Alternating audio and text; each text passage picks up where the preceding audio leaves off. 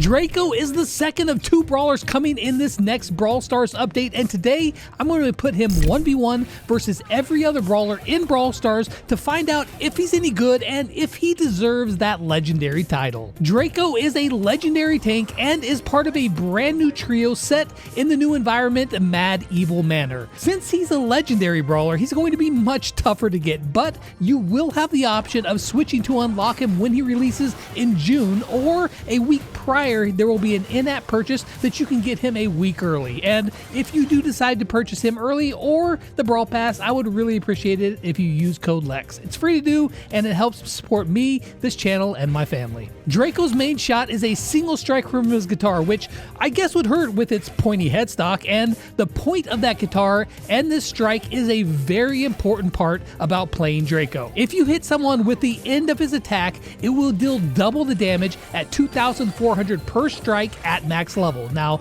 there are a couple of things to note here. First off, it's not as easy to always hit with that point as it's a very small area, and if you're off by just a little, then you'll only deal 1,200 damage. Also, his attack works with his first star power called Expose. This star power works very much like Bell Super, except that it's not permanent. When equipped, Draco gets a third bar that fills up every 5 seconds. Once full, if his next shot hits a target, it applies a 35% damage debuff, meaning the enemy will take 35% more damage. This can really increase the amount of damage he does, and it's the star power that I'll be using for these tests. With that in mind, let's take a look at Draco versus all of the other tanks first. Draco is a very different tank in that to get the most damage, you want to be at mid-range. If you're super close to somebody, you do very little damage. This is the opposite for most tanks, so for this, you can see with Bull, you're getting each interaction at range, where Draco is best, as well as one up close where the other tanks are best. That being said, there are some tanks like Jackie or El Primo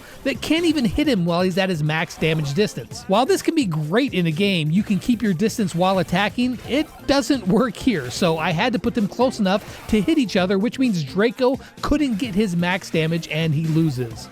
Now, Rosa is able to reach him at the same distance, so it's a fair fight, and Draco comes out on top. But Daryl is the same thing as Bull. He can technically hit Draco from a distance, but it's basically nothing, and he loses. But up close, he absolutely destroys Draco.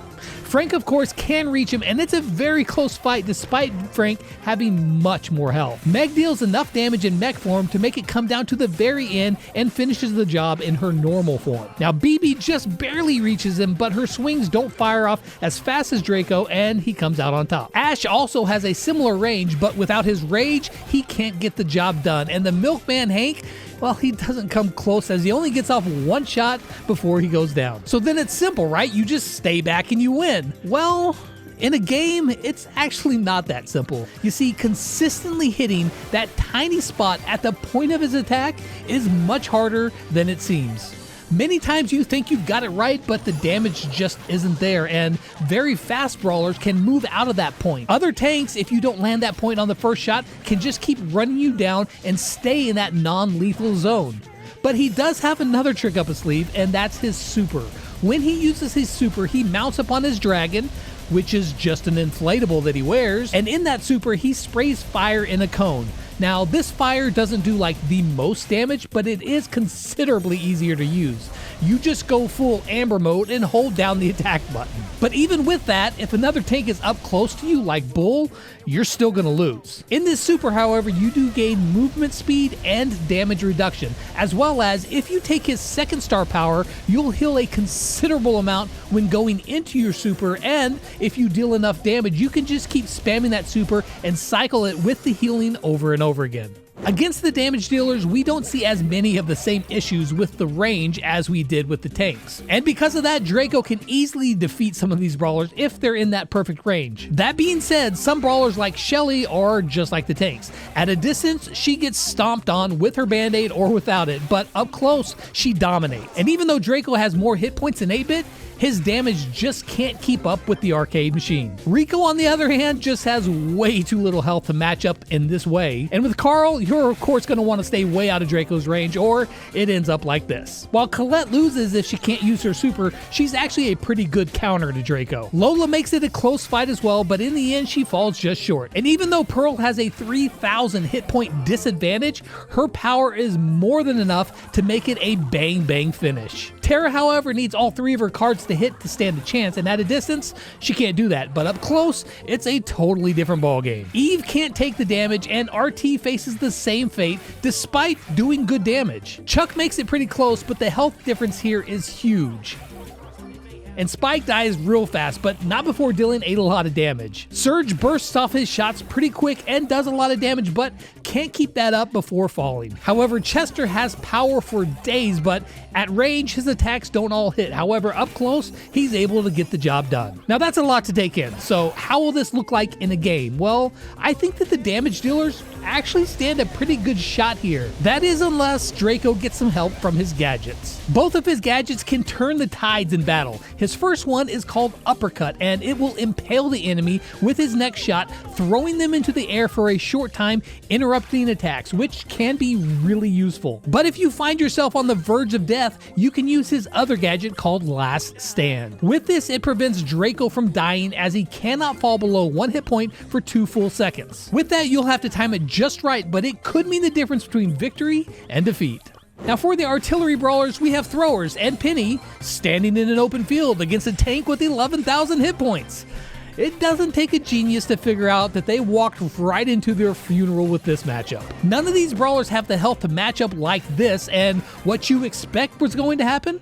Yeah, it happens. Now naturally, this is not the way that you would want to play these throwers, but if you found yourself in a bad spot and you were staring Draco straight in his eye sockets, well, this would be the results. Now in a game, it's actually not a bad matchup at all.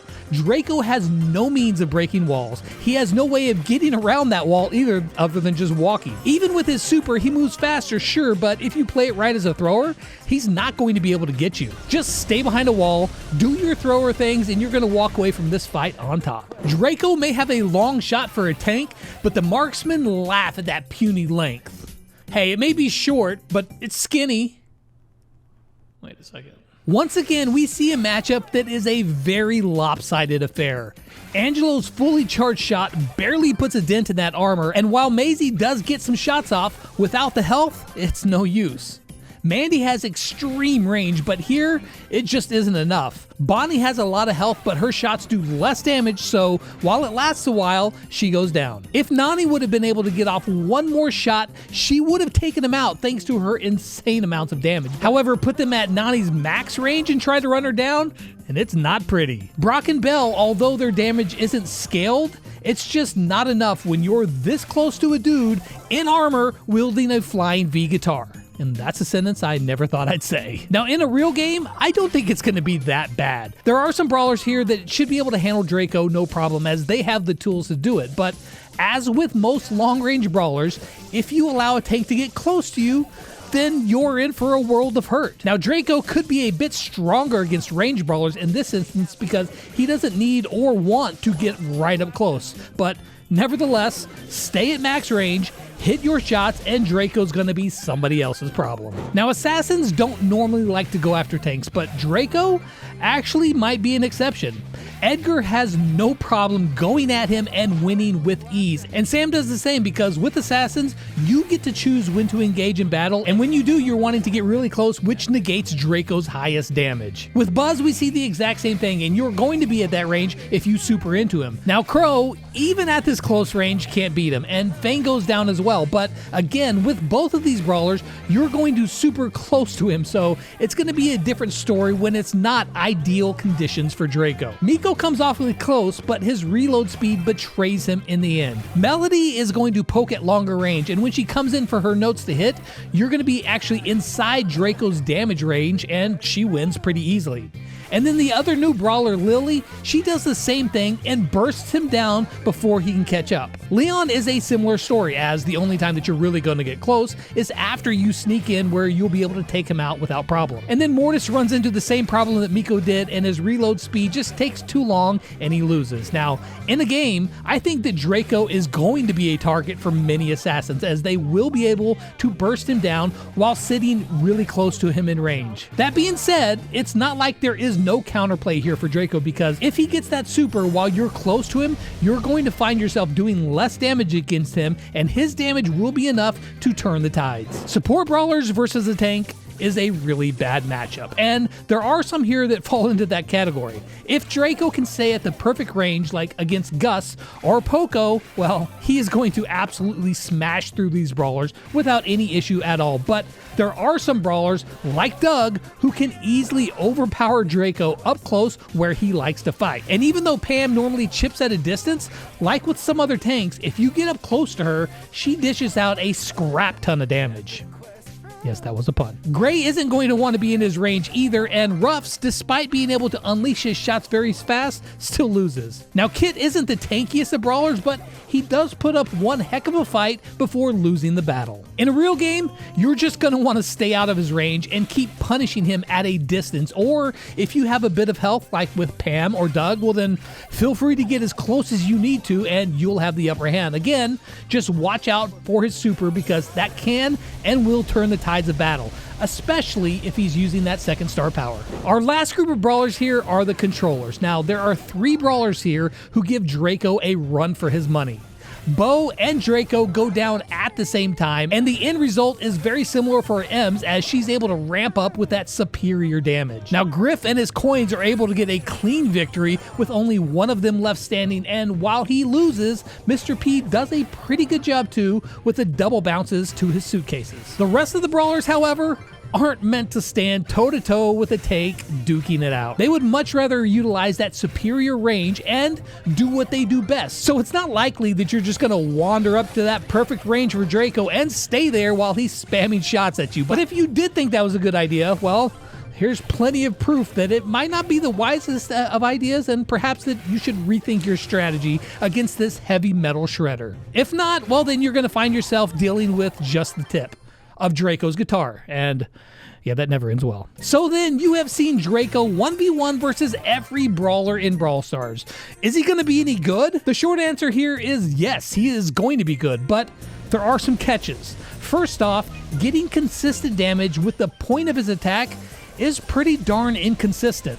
It's really tough to keep that damage at his maximum range. So often you're going to find yourself doing less damage than you thought you could have, which could lead to some problems. He's a higher skill cap tank that really thrives on keeping your range just right and hitting all of your shots. Auto aim for this tank is not going to be the best, which is a bit different than most tanks. However, where he really shines is in his super. Once you get there with the speed and damage reduction, you're going to do pretty well. Now, his damage in that super is a little bit underwhelming for sure, but it's consistent and really easy to use, as it plays just like one button amber. I don't think that he's going to be broken, but I do think that really good players who have a good understanding of range, position, and are able to hit their shots will be able to make the most of him and utilize him to his potential as a very strong brawler who, despite some glaring weaknesses, can still do a good job in his role. And that's it for the sneak peeks. Enjoy the update. Oh, no. Bruh.